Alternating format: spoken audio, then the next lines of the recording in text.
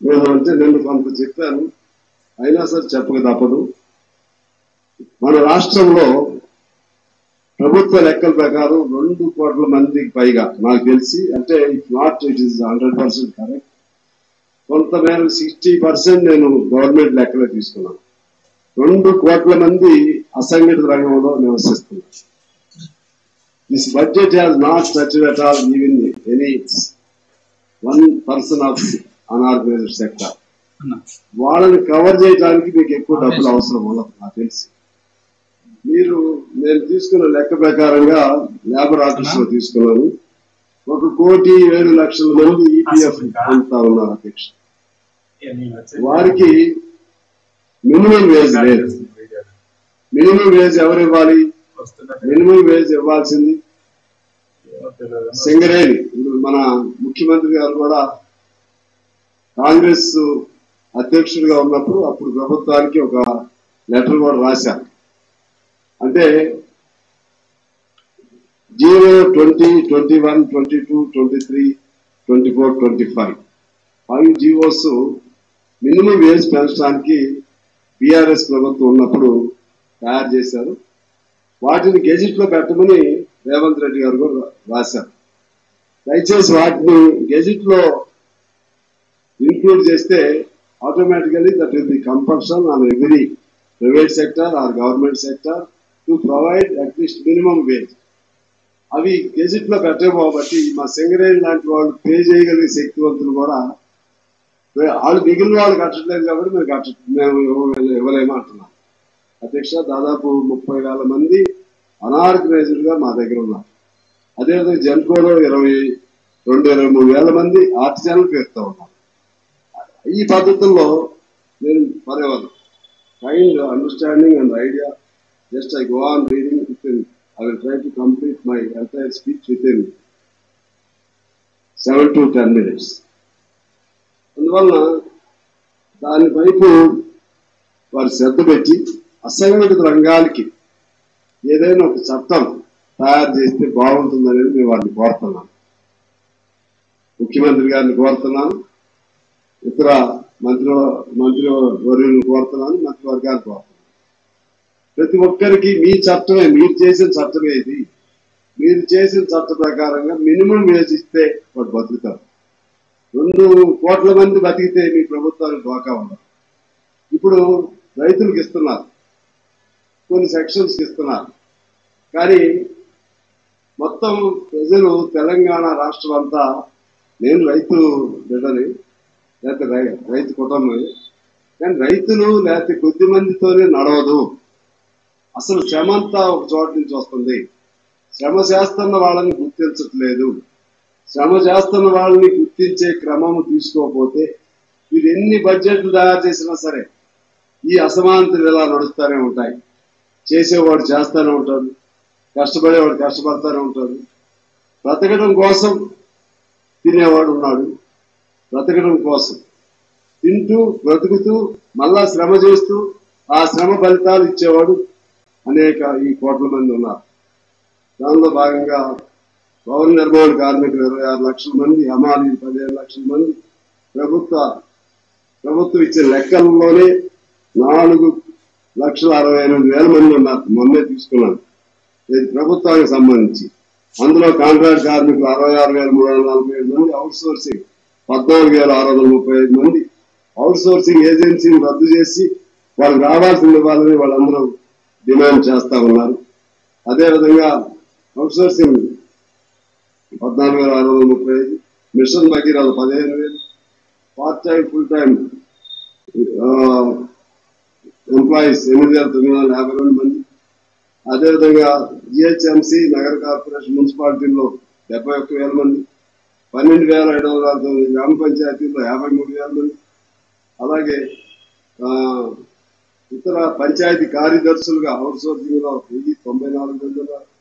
బీడీ కార్మికులు ఉన్నారు, క్వారీ కార్మికులు ఉన్నారు, హోటల్ సర్వీస్ లో చేసేటువంటి వాళ్ళు ఉన్నారు. వాళ్ళ ఐడియా కోసం చదువుతున్నాడు అధ్యక్ష. కొన్ని పేర్లు మనం విచారంతంగా మర్చిపోతాం. వీళ్ళందరినీ ఇప్పుడు చేయాలనే దాంతో నేను మీ ద్వారా తెలియజేస్తాను. అంగన్వాడీ 61,571 మంది ఉన్నారు. మధ్యాహ్న భోజనం 54,201 మంది ఉన్నారు. విలేజ్ రెవెన్యూ అసిస్టెంట్స్ 5,022 మంది ఉన్నారు. గ్రామీణ పేదరిక నిర్మూలన సంస్థలు పనిచేసే వాళ్ళు 17,983 మంది ఉన్నారు. ఇమాములు మోజములు వాళ్ళు కూడా వాళ్ళ శ్రమను కూడా గుర్తించేస్తున్నారు. వాళ్ళు కానీ దోపదీప నైవేద్యం చేసేటువంటి వాళ్ళు కానీ వాళ్ళు దాదాపు 22,000 మంది ఉన్నారు. తాత్కాలికంగా పనిచేసేటువంటి ఫ్యాకల్టీ మెంబర్లు 14,579 మంది ఉన్నారు. గోపాల మిత్ర 15,047, అలాగే ఆర్టిస్టులుగా 574 మంది, ఎన్హెచ్ఎం లో స్కీమ్ కాంట్రాక్ట్ వర్కర్స్ గా పనిచేసేటువంటి స్కీమ్స్ అంటారు వీటిని. కాంట్రాక్ట్ వర్కర్స్ గా పనిచేసే వాళ్ళు 17,514 మంది ఉన్నారు. ANM 4,000, second ANM 6,000, GNM 4,000, ASHA వర్కర్లు 22,000, వైద్య విధాన పరిషత్తు ఆసుపత్రుల్లో పనిచేసే వాళ్ళు 15,000, ఆరోగ్యశ్రీలు, స్కావెంజర్లు, అత్తర్లు, సంచార జాతులు, ఆర్ఎంపీలు వాళ్ళు వేలాది మంది ఉన్నారు. టూరిజం వర్కర్స్ ఉన్నారు. గ్రంథాలయంలో పనిచేసే వాళ్ళు ఉన్నారు. ఫారెస్ట్ అవుట్ సోర్సింగ్ పనిచేసే వాళ్ళు ఉన్నారు. చేనేత, మత్స్య, నాయి, బ్రాహ్మణ, ఉపాధి హామీ ఫీల్డ్ అసిస్టెంట్లు వాళ్ళు 7,650 మంది ఉన్నారు. పోలీసులు, కింద స్థాయి పోలీసులు వాళ్ళు మా జిల్లా వాళ్ళకి 15 సార్లు అడిగారు. కనీసం వాళ్ళకి డిఏలు వాళ్ళు చేసిన బకాయిలు రావట్లేదని చెప్పి మా జిల్లా వాళ్ళు అడిగినటువంటి పేదవాళ్ళని పరిశీలన చేయమని కోరుతున్నాం. హోంగార్డులు 17,122 మంది ఉన్నారు. విశ్వ బ్రాహ్మణులు, అలాగే జర్నలిస్టులు 25,000 మంది ఉన్నారు. అక్రిడేటెడ్ కార్డ్స్ ఇచ్చేవాళ్ళు. ఆ 25,000 మందినైనా చూస్తే రాష్ట్రం కొంత సుభిక్షంగా ఉంటుంది. అలాగే హమాలీలు, బీడీ కార్మికులు, మోటార్ కార్మికులు, ఆటో, క్యాబ్, ప్రైవేట్ బస్సు కార్మికులు, గిగ్ వర్కర్స్, గ్రానైట్, అలాగే అగ్రిగోల్డ్, సహారా అందులో పనిచేసే వర్కర్స్, అలాగే వడ్డెర్లు, చర్మకారులు, అలాగే ఎలక్ట్రిసిటీ బిల్లులు ఇచ్చేవాళ్ళు, సాఫ్ట్వేర్ లో పనిచేసేటువంటి వాళ్ళు, ఇన్సూరెన్స్ లో పనిచేసే ఏజెంట్లు, వ్యవసాయ కూలీలు, రిక్షా తొక్కేవారు వాళ్ళు దాదాపు వ్యవసాయ కూలీలే 1,000 మంది ఉంటారు అధ్యక్ష.